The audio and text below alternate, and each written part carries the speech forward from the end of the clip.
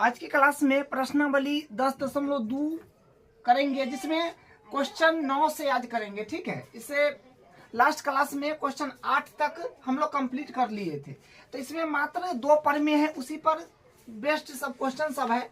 तो 2 प्रमेय क्या है कि जैसे मान लीजिए कि ये वृत्त है और ये स्पर्श रेखा है और ये केंद्र है, तो ये तो त्रिज्या हो गया स्पर्श बिंदु पर यहाँ से ये, तो ये क्या होता है, ये लंबवत होता है। तो ये एक प्रमेय है जो अगर मान लीजिए कि O है और ये P है और ये AB है, तो यहाँ पर क्या होगा कि OP जो होगा ये लंब होता है AB पर, तो ये प्रमेय है। और उसके बाद एक प्रमेय है कि ये वृत्त है और इसके बाहर में बिंदु है, तो ये बाहरी बिंदु से अगर हम वृत्त पर स्पर्श रेखा खींच रहे हैं बाहरी बिंदु से, तो ये मान लीजिए P है और इसको A और इसको B नाम दे देंगे, तो ये AP जो होगा ये बराबर होगा BP का। ठीक है, बस यही 2 प्रमेय है। ठीक है, और इसी का यूज होने वाला है, तो इसको एक बार आपको ख्याल करा दिए हैं, याद दिला दिए हैं। अब हम लोग क्वेश्चन 9 पर आते हैं। देखिए क्वेश्चन 9 है आकृति 10.13 में यह आकृति दे रखा है इसमें। ठीक है, एक्स वाई तथा एक्स डॉट वाई डॉट केंद्र ओ केंद्र वाले वृत्त पर ओ केंद्र वाले किसी वृत्त पर 2 समांतर स्पर्श रेखाएं हैं और स्पर्श बिंदु C पर स्पर्श रेखा AB कमा एक्स वाई को A तथा एक्स डॉट वाई डॉट को B पर प्रतिच्छेद करती है। सिद्ध कीजिए कि कोण AOB बराबर 90 डिग्री है। देखिए सिद्ध करके बताना है कि कोण AOB बराबर 90 डिग्री है। AOB मतलब ये वाला कोण बताना है, ये वाला कि 90 डिग्री है, सिद्ध करके लाना है। तो देखिए क्वेश्चन जो है सिंपल है, आसान क्वेश्चन है। हम लोग यहां से शुरू करेंगे, यहां पर लिखेंगे, यहां पर स्पर्श रेखा तथा स्पर्श बिंदु से होकर जाने वाली त्रिज्या पर लंब होता है। ठीक है, ये तो प्रमेय है कि स्पर्श रेखा तथा स्पर्श बिंदु से होकर जाने वाली त्रिज्या पर लंब होता है। तो यहाँ से ये जो है, क्योंकि ये देखिए ये वृत्त का एक बिंदु P है और इससे XY स्पर्श रेखा खींचा गया है। ठीक है, तो ये कोण जो है P पर मतलब P पर भी 90 डिग्री हो जाएगा और यहाँ पर Q पर भी 90 डिग्री हो जाएगा। और उसके बाद हाँ, तो इतना को लिखिए, कोण P बराबर कोण Q, और यहाँ से हम क्या करते हैं, इसको इससे मिला लेते हैं O को C से, तो फिर यहाँ पर फिर ये कोण C भी बराबर हो जाएगा 90 के। क्योंकि देखिए केंद्र से स्पर्श बिंदु पर ये जो खींचा हुआ है रेखाखंड यानी ये त्रिज्या है, तो ये 90 डिग्री होगा और यहाँ से इस पर भी 90 डिग्री होगा, ये इस पर लंब होगा और ये भी इस पर लंब होगा, यानी 90 डिग्री हो जाएगा। ठीक है, तो कोण P बराबर कोण Q बराबर कोण C बराबर 90 डिग्री ये होगा। ये स्टेटमेंट जो कहता है प्रमेय 10.1 के अकॉर्डिंग। ठीक है, अब देखिए लाना क्या है उस पर थोड़ा सा फोकस करना है। लाना है ये वाला, ये इतना जो है ये 90 डिग्री है, ये प्रूफ करना है ये 90 डिग्री है।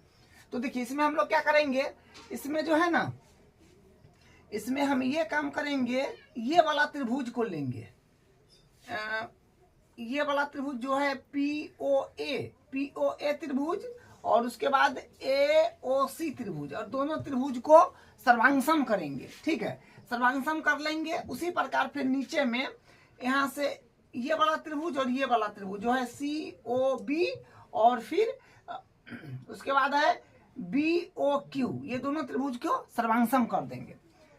ठीक है, सर्वांगसम करने से बेनिफिट हो जाएगा, मतलब यहाँ पर क्या कोण जो होगा हम ला पाएंगे बराबर। तो यहाँ से वही काम हम करेंगे, लिखेंगे त्रिभुज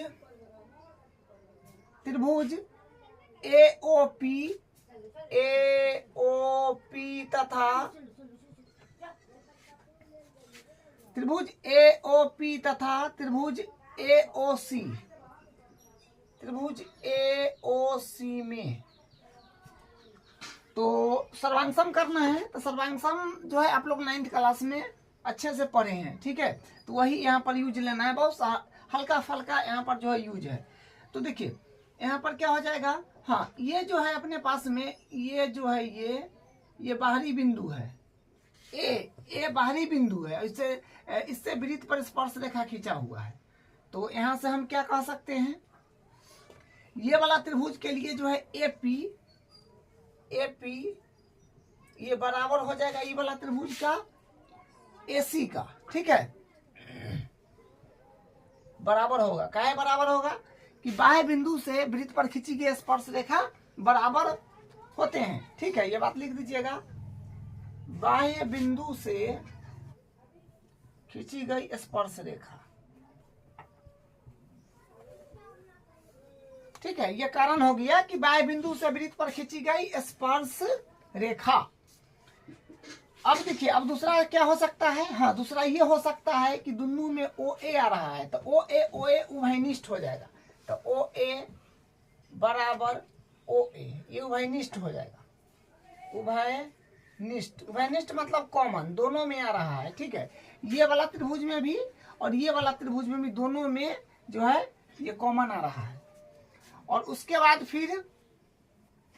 बाद फिर क्या हो जाएगा, उसके बाद देखिए, उसके बाद जो है ना ये हो जाएगा ये वाला त्रिभुज में OP, ये वाला त्रिभुज में OC बराबर होगा, क्योंकि दोनों त्रिज्या है, ठीक है, दोनों त्रिज्या है।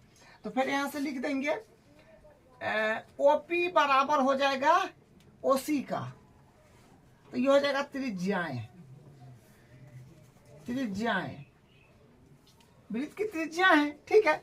तो यहाँ पर क्या हुआ कि साइड मतलब भुजा से त्रिभुज जो है सर्वांगसम हो गया है। तो यहाँ पर हम लिखेंगे अतः त्रिभुज, ये दोनों त्रिभुज लिए हुए थे, तो AOP त्रिभुज AOP सर्वांगसम है त्रिभुज AOC का, ठीक है।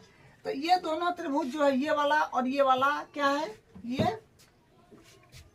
ये सर्वांगसम हो गया है। नियम में लिख दीजिएगा, नियम क्या हो जाएगा, लिख दीजिएगा साइड सर्वांगसमता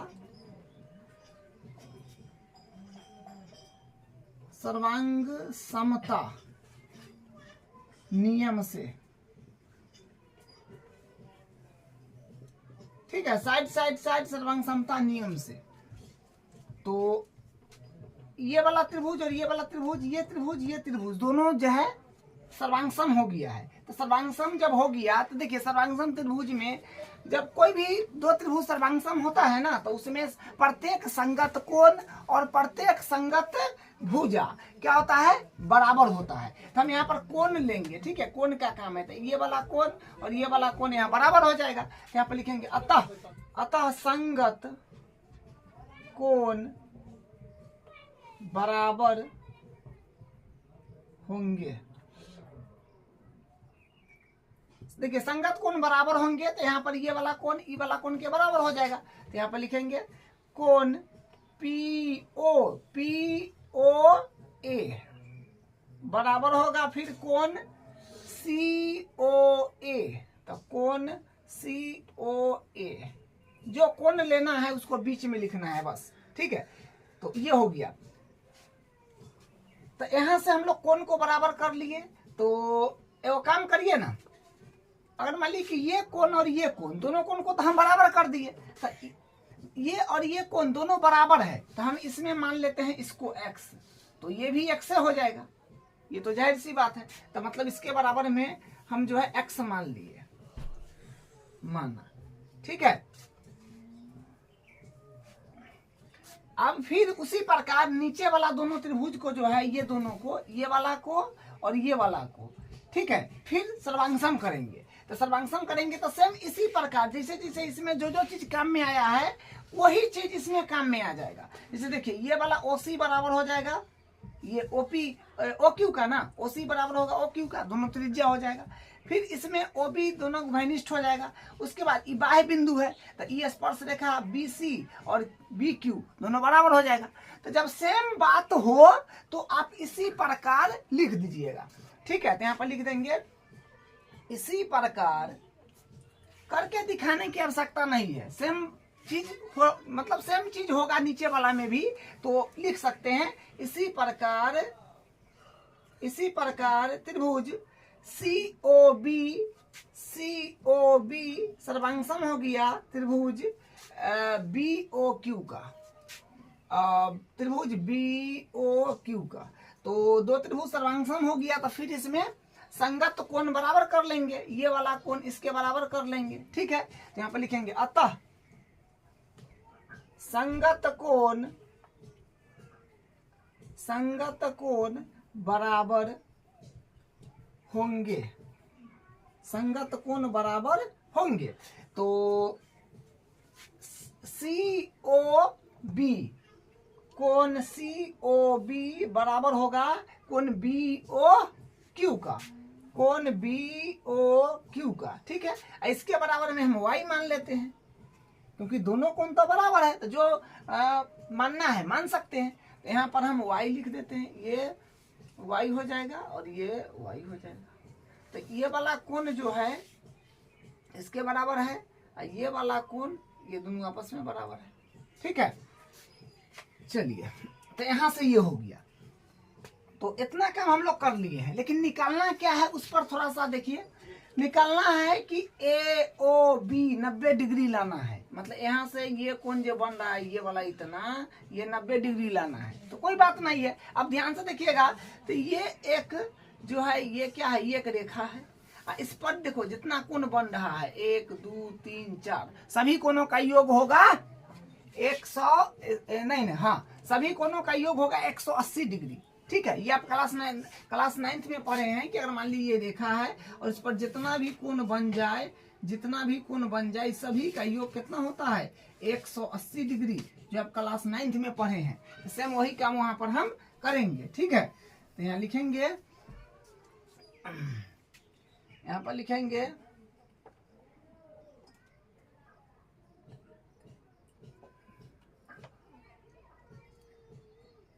देखिए कोण कै गो है 1 2 3 4 गो कोण है, तो सबका नाम देंगे, ठीक है। यहाँ पे लिखेंगे अब कोण AOP प्लस, उसके बाद कोण AOC प्लस, उसके बाद COB कोण COB प्लस, उसके बाद BOQ कोण BOQ बराबर 180 डिग्री। आप लिख दीजिए कारण में एक रेखा पर बने कोणों का योग 180 डिग्री होता है। एक रेखा है, ठीक है। ये कारण हो गया, कारण जरूर देना है, ठीक है। अब देखिए यहाँ पर AOP, देखिए हाँ AOP और AOC दोनों x के बराबर है। देखिए यहाँ पर लिखा हुआ भी है, या फिर यहाँ से मिला लीजिए POA बोलिए चाहे AOP बोलिए, वह बात है। और उसके बाद फिर AOC, तो ये है x की, मतलब ये कोण और ये कोण, यहाँ पर जो दो कोण लिखा है ये और ये दोनों x के बराबर है। तो यहाँ पर आप लिख सकते हैं इसके बदला भी x प्लस, इसके बदला भी x प्लस। फिर है कोण COB, तो COB ये, और उसके बाद फिर है BOQ, तो BOQ ये दोनों y के बराबर है, तो दोनों के बदला y लिख दीजिए। इसके जगह भी y और इसके जगह भी y बराबर 180 डिग्री। अब यहाँ पर देखिएगा तो x हो जाएगा 2x प्लस y हो जाएगा 2y, ठीक है। अब बराबर 180 डिग्री। तो यहाँ से क्या हो जाएगा 2 कॉमन ले लीजिएगा तो आ जाएगा x प्लस y बराबर 180 डिग्री। तो फिर यहाँ से इसको कर दीजिए तो देखिए यहाँ तो फिर क्या आ जाएगा, इसे ही कट जाएगा, ठीक है, तो 90 आ जाएगा। तो x प्लस वाई बराबर आ गया 90 डिग्री। तो अब देखिए जो x प्लस वाई बराबर 90 डिग्री आया है, एक्चुअल में ए ओ बी ही आया है, ठीक है। x प्लस वाई इतना मिलके बनेगा, इतना मिलके बनेगा, ठीक है। तो यहाँ पर लिख दीजिएगा अतः कोण ए ओ बी बराबर 90 डिग्री, ठीक है। तो यही जो है प्रूफ करना था, यही इसका प्रूफ हो गया। अब इसका अगला क्वेश्चन करते हैं। अब इसका क्वेश्चन नंबर 10 देखिए, सिद्ध कीजिए कि किसी बाह्य बिंदु से किसी वृत्त पर खींची गई स्पर्श रेखाओं के बीच का कोण परस्पर कोण स्पर्श बिंदुओं को मिलाने वाली रेखाखंड द्वारा केंद्र पर अंतरित कोण का संपूरक होता है। तो सबसे पहले डायग्राम बनाना है। देखिए डायग्राम सबसे पहले बनाइए। क्या कहा है कि सिद्ध कीजिए कि किसी बाह्य बिंदु से किसी वृत्त पर खींची गई स्पर्श रेखाओं, तो एक वृत्त बना लीजिए,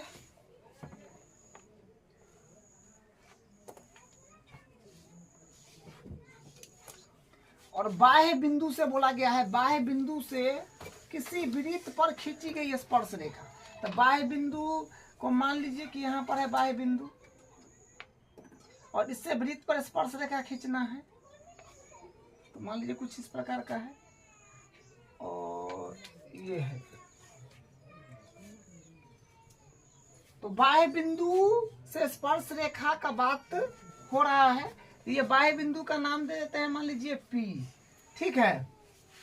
सिद्ध कीजिए कि किसी बाह्य बिंदु से किसी वृत्त पर खींची गई स्पर्श रेखा। तो बाह्य बिंदु से हम वृत्त पर स्पर्श रेखा खींच लिए हैं, ठीक है। इसका नाम दे देते हैं, ये स्पर्श बिंदु है, इसका नाम दे देते हैं P है, तो मान लीजिए Q। केंद्र है, इसको मान लेते हैं O, ठीक है। केंद्र को O नाम दे दिए। तो क्या कहा है कि सिद्ध कीजिए कि किसी बाह्य बिंदु से किसी वृत्त पर खींची गई स्पर्श रेखाओं के बीच का कोण, स्पर्श रेखा के बीच का कोण मतलब ये, ठीक है, मतलब ये वाला कोण स्पर्श बिंदुओं को मिलाने वाले रेखाखंड द्वारा। अच्छा, सबसे पहले इसको तो मिला लीजिए ना, यहां से इसको भी मिला लीजिए, ठीक है। स्पर्श बिंदुओं को मिलाने वाले रेखाखंड, स्पर्श बिंदु को मिलाइएगा तो रेखाखंड एक ये आएगा, स्पर्श बिंदु को मिलाइएगा तो ये एक इस प्रकार का लाइन आएगा, ठीक है। जो ये हो गया स्पर्श बिंदु को मिलाने वाला रेखाखंड RQ, ठीक है। रेखाखंड द्वारा केंद्र पर अंतरित कोण का संपूरक होता है। देखिए यहाँ पर बात ये है कि देखिए किसी वृत्त पर खींची गई स्पर्श रेखा के बीच का कोण, मतलब ये वाला कोण, ये क्या है, स्पर्श रेखा के बीच का कोण जो होगी आपका बीच में ही आना चाहिए, तो QPR। तो ये कोण हो गया, ठीक है। स्पर्श रेखा के बीच का कोण मतलब कोण QPR हो जाएगा। और फिर बोला है बिंदुओं को मिलाने वाले रेखाखंड द्वारा केंद्र पर अंतरित कोण, तो इसको इससे मिला, तो यहाँ पर केंद्र पर जो अंतरित कोण होगा ROQ या QOR, जो बोलिए, तो कोण ROQ द्वारा केंद्र पर अंतरित कोण का संपूरक होता है। अच्छा, ये और ये, ठीक है, ये दोनों का योग बोला है, ये दोनों का योग ये संपूरक होता है, ये प्रूफ करके लाना है, ठीक है। यही बात है कि बिंदुओं को मिलाने वाला रेखाखंड द्वारा केंद्र पर अंतरित कोण का संपूरक होता है। तो ये देखिए संपूरक कोण का मतलब होता है जब दो कोण का योग अगर 180 डिग्री पूरता है तो हम लोग बोलते हैं कि वो संपूरक कोण है, ठीक है। तो ये बात प्रूफ करना है। तो हम सबसे पहले यहाँ पर लिखेंगे, कुछ दिया हुआ भी है, तो दिया हुआ में ये बात लिख दीजिए, दिया है ओ केंद्र वाले वृत्त का स्पर्श रेखा ओ केंद्र वाले वृत्त का स्पर्श रेखा ओ पी क्यू तथा पी आर है। ठीक है, ओ केंद्र वाले वृत्त का स्पर्श रेखा पी क्यू तथा पी आर है, यह बात लिख दिए। उसके बाद जो सिद्ध करना है उसको एक बार लिख लीजिए। सिद्ध करना है, तो सिद्ध करना है में ये वाला हो जाएगा, ये कोण और ये कोण दोनों का योग संपूरक यानी 180 डिग्री। तो यहाँ पर क्या हो जाएगा, कोण आर ओ क्यू प्लस कोण आर पी, ये और ये, ठीक है, ये वाला कोण और ये वाला कोण, तो आर पी क्यू बराबर 180 डिग्री। ठीक है, ये प्रूफ करना है। तो यहां से उपपत्ति करेंगे, उपपत्ति यानी प्रूफ। तो देखिए इसमें क्या हो जाएगा, यहाँ पर जो है देखिए ये तो त्रिज्या में है, ये त्रिज्या जो होता है स्पर्श रेखा के साथ 90 डिग्री का कोण बनाता है। तो यहाँ पर हम यहाँ लिख सकते हैं क्या कि कोण इसका नाम दीजिएगा अगर ओ, या फिर डायरेक्ट लिखिए ना, कोण क्यू बराबर कोण आर बराबर हो जाएगा 90 डिग्री। ठीक है, यहाँ लिख दीजिएगा स्पर्श रेखा, तो स्पर्श रेखा तथा स्पर्श बिंदु से जाने वाले त्रिज्या पर लंब होता है, जिसके कारण यहाँ पर आप देखिएगा ध्यान से, एक चतुर्भुज है, 1 2 3 4 गो कोण है, तो चतुर्भुज है। तो यहाँ पर हम लोग लिख देंगे कि चतुर्भुज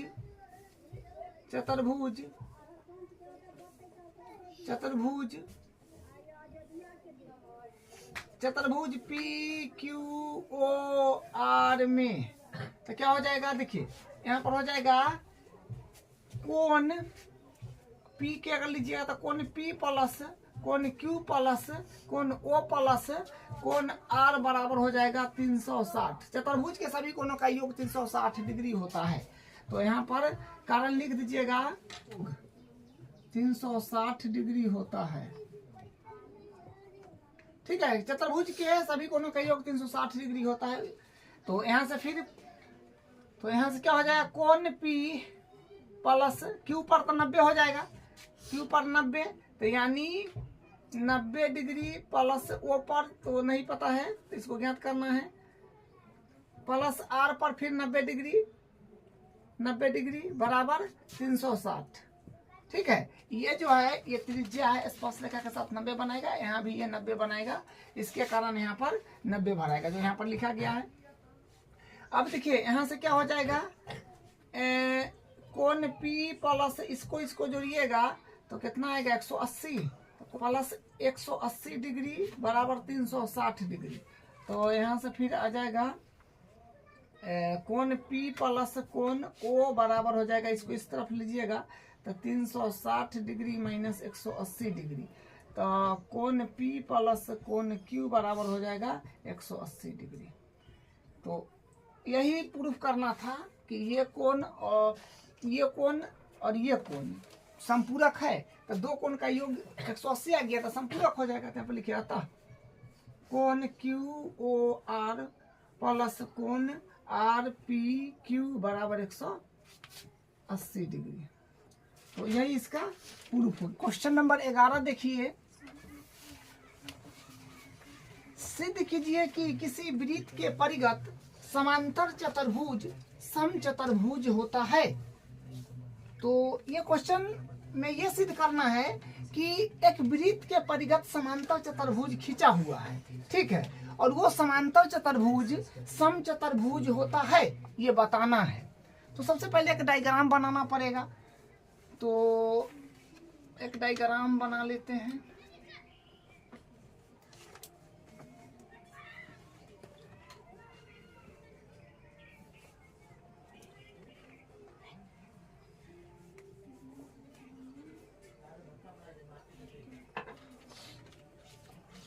देखिए आपको जो है ना पहले वृत्त बनाना है, और वृत्त बनाने के बाद उसके चारों तरफ से, जिसे ये कहना है, जिस तरह से ये बना हुआ है उस तरह से आपको बनाना है चतुर्भुज, ठीक है। और ये चतुर्भुज जो होगा ना, ये समांतर चतुर्भुज होगा। सिद्ध कीजिए कि किसी वृत्त के परिगत समांतर चतुर्भुज, तो वृत्त के परिगत चतुर्भुज है, ये समांतर चतुर्भुज है, ठीक है। तो आप लोग पेंसिल स्केल वगैरह का इस्तेमाल करके बनाइएगा तो फिगर थोड़ा अच्छा बनेगा, ठीक है। तो इसका हम नाम दे देते हैं ए, बी, सी और ये डी हो जाएगा। अब वृत्त का केंद्र का नाम दे देते हैं, इसका ओ नाम दे देते हैं, ठीक है। तो इसी जो है ABCD जो है, ये ABCD, तो ये समांतर चतुर्भुज है, वृत्त के परिगत है। तो ये ABCD समांतर चतुर्भुज है, इसको हमको बताना है कि सम चतुर्भुज होता है। ये ABCD को सम चतुर्भुज प्रूव करना है, ठीक है। और समांतर चतुर्भुज दे दिया है जो वृत्त के परिगत है। तो सबसे पहले हम लिखेंगे जो दिया है, तो दिया है में लिखेंगे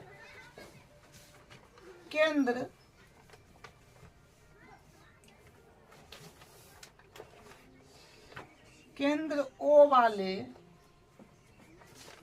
वृत्त के परिगत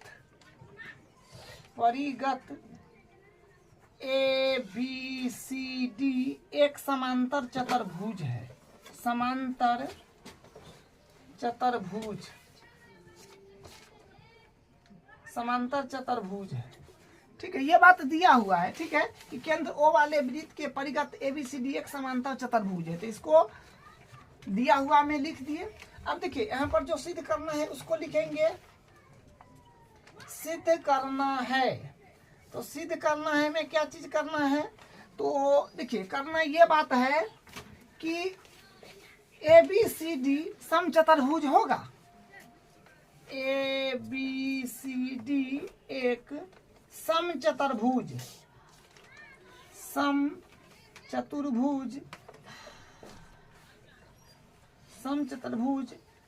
है। ABCD को सम चतुर्भुज प्रूफ करना है, ठीक है। यहाँ पर एक और काम कर लीजिए, केंद्र O वाले वृत्त के परिगत जो है ABCD, ये समांतर चतुर्भुज दिया है। तो समांतर चतुर्भुज में जो होता है आमने सामने का भुजा बराबर होता है, ठीक है। तो यहाँ पर ये बात लिख लीजिएगा। अतः AB जो होगा, AB बराबर हो जाएगा CD का, ठीक है, तथा और AD जो होगा, ये AD ये बराबर हो जाएगा BC का, ठीक है। समांतर चतुर्भुज में ये चीज होता है, आमने सामने का भुजा बराबर होता है। तो ये बात हो गया। और जो सिद्ध करना है उसको हम लोग यहाँ पर लिख दिए हैं। अब उपपत्ति करेंगे, यानी प्रूफ करेंगे। उपपत्ति, तो उपपत्ति में क्या करेंगे, देखिए ये वृत्त है, ठीक है, और वृत्त के परिगत ये समांतर चतुर्भुज घिंचा हुआ है। तो समांतर चतुर्भुज में 4 गो शीर्ष है, एक A है, एक B है, एक C है, एक D है। और A, मान लीजिए कि पहले हम A का बात करें तो वृत्त के लिए A हो गया बाह्य बिंदु, और वृत्त के लिए B फिर हो गया बाह्य बिंदु, फिर उसी प्रकार वृत्त के लिए C हो गया बाह्य बिंदु, और वृत्त के लिए D भी हो गया बाह्य बिंदु। तो बाह्य बिंदु से जो है ये क्या है, ये रेखा है और ये भी रेखा है। तो बाह्य बिंदु से जो वृत्त पर स्पर्श रेखा खींचते हैं वो बराबर होता है, ये प्रमेय 10.2 में हम लोग सीखे थे, ठीक है। तो वही बात यहाँ पर होगा। तो प्रमेय 10.2 एक बार लिख दीजिए, होते हैं, ठीक है। ये प्रमेय ये बात कहता है कि बाह्य बिंदु से वृत्त पर खींची गई स्पर्श रेखा सदैव बराबर होते हैं। तो देखिए बिंदु ABCD है, तो बिंदु, अतः बिंदु A, B, C तथा D, मतलब इतना बिंदु है, इतना बिंदु से स्पर्श रेखा खींचा हुआ है। तो ए बिंदु का अगर हम लोग पहले बात करेंगे तो यहाँ पर भी कुछ नाम दे दीजिए, ठीक है। जहाँ पर स्पर्श कर रहा है, मान लीजिए कि इसका नाम P है, कुछ भी दे सकते हैं रैंडम। इसका नाम मान लीजिए Q है, PQ, इसका नाम R मान लीजिए, इसका नाम एस मान लीजिए। मतलब जहां जहां स्पर्श हो रहा है ना वहां पर हमें पी क्यू आर एस मान लिए हैं, ठीक है। तो अब क्या करें, देखिए हाँ, तो ए बिंदु की अगर बात करेंगे पहले, तो ए बिंदु से तो ये स्पर्श रेखा वृत्त पर डाला गया है, तो ये दोनों बराबर हो जाएगा, ए पी बराबर ए क्यू हो जाएगा। तो यहाँ पर हो जाएगा ए पी बराबर हो जाएगा ए क्यू, ठीक है। उसी प्रकार बी बिंदु का बात करेंगे तो बी आर बराबर हो जाएगा बी क्यू, ठीक है। देखिए इसमें पहले ऊपर गए हैं तब इधर वाला लिए हैं, उसी तरह इसमें पहले ऊपर जाएंगे तब इधर वाला लेंगे। फिर उसी प्रकार सी आर बराबर हो जाएगा सी एस। फिर उसी प्रकार डी पी बराबर हो जाएगा डी एस, ठीक है। सबको समीकरण मान लीजिए, ये 1 हो गया, ये 2 हो जाएगा, ये 3 हो जाएगा और ये 4 हो जाएगा। अब इसको क्या करेंगे, ये सभी मतलब जो यहाँ पर है 1 से लेकर 4 तक, समीकरण 1, समीकरण 2, समीकरण 3 और समीकरण 4, ये सबको जोड़ देंगे। तो यहाँ पर लिखेंगे समीकरण 1 + 2 + 3 + 4 से, तो समीकरण को जोड़ना है, ठीक है। तो लेफ्ट में लेफ्ट जोड़िएगा और राइट में राइट जोड़िएगा। तो लेफ्ट में क्या है एपी, तो एपी प्लस फिर सी आर है तो प्लस फिर बी आर में है पहले बी आर प्लस फिर सी आर प्लस फिर डी पी बराबर, फिर इधर राइट में राइट जोड़ दीजिएगा। तो A Q plus B Q plus C S plus D S. अब देखिए क्या बनेगा यहाँ से, उसको हम लोग यहाँ से फिर जो बनेगा उसके अकॉर्डिंग वहां से वैल्यू को यहाँ लिख लेंगे। तो एपी, देखिए एपी जो है अपने पास में ये है, और एपी प्लस डीपी लीजिएगा ना तो बात बन जाएगा। एपी प्लस, देखिए एपी प्लस डीपी, तो एपी प्लस डीपी से क्या बन जाएगा एडी, तो एडी लिख दीजिए। दोनों के एपी और डीपी ये दोनों के बदला क्या बन गया एडी, तो एडी प्लस और B R plus C R, तो B R plus C R ये रहा, तो इससे फिर क्या बन जाएगा बी सी, ये हो जाएगा बी सी बराबर। फिर यहाँ से एक ए क्यू, तो ए क्यू तो अपने पास में ये रहा, तो ए क्यू और उसके बाद बी क्यू अगर है, हाँ ए क्यू और बी क्यू से फिर क्या बन जाएगा ए क्यू प्लस बी क्यू, ए क्यू प्लस बी क्यू से ए बी बन जाएगा। तो यहाँ पर लिख दीजिएगा A B plus C S plus D S, तो C S plus D S से बन जाएगा डी सी या सी डी जो कहिए। तो देखिए यहाँ से ये आ गया। अब हम क्या करेंगे, यहाँ पर जो माने थे ना उसको भी समीकरण मान लीजिए। इसको समीकरण 1 2 3 4 मतलब 4 तक इसको मान लिए, लेकिन इसको भी समीकरण मान लेंगे तो यहाँ से वैल्यू को चेंज करने में ठीक रहेगा, ठीक है। तो इसको मान लेते हैं 4 हो गया, तो इसको 5 मान लीजिए, इसको 6 मान लीजिए, ठीक है। आप इसको सिस्टमैटिक मान लीजिएगा, 1 से शुरू करके यहाँ तक आ जाइएगा, ठीक है। तो हम इसको 5 और 6 मान लिए हैं। तो यहाँ से एडी के बदला क्या लिख सकते हैं, एडी के बदला लिख सकते हैं बीसी, तो एडी के बदला लिख दीजिए बीसी प्लस बीसी को एडिटीज रखिए, कोई एगो का चेंज करिएगा बराबर, फिर एबी, तो एबी को एडिटीज रखिए और प्लस सीडी, सीडी के बदला फिर एबी लिख सकते हैं ना एबी। कारण लिख दीजिए कि समीकरण 5 व 6 से, समीकरण 5 और 6 से यहाँ पर वैल्यू सब चेंज हुआ है। तो यहाँ पर फिर क्या आ जाएगा, देखिए यहाँ पर जो है 2 बार बीसी आ जाएगा और बराबर 2 बार ए बी आ जाएगा, क्योंकि 2 बार है तो 2 बार हो जाएगा, इसे ही कर जाएगा।